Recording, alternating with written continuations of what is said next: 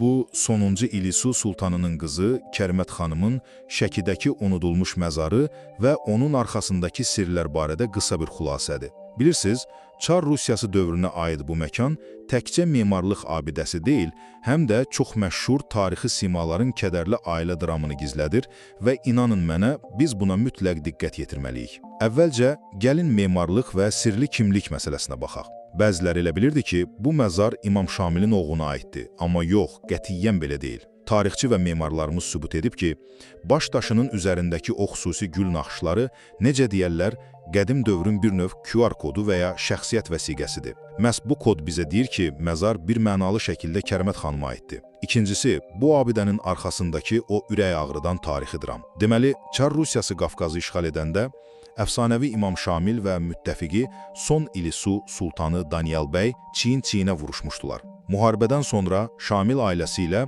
Daniel bəy isə tək başına İstanbula sürgün edilir və orada da vəfat edir. Amma çox maraqlıdır, bəs niyə məğlubiyyətdən sonra Daniel bəy İstanbula gedərkən xanımı və qızı Kərimət xatun məhz Şəkidə sığınacaq tapmışdı? Bax, bu sual göstərir ki, müharibə amansızcasına o böyük liderlərin ailələrini necə əbədi parçalayıb. Nəhayət, gələk ən təhlükəli məqama, yəni abidənin mövcud vəziyyətinə.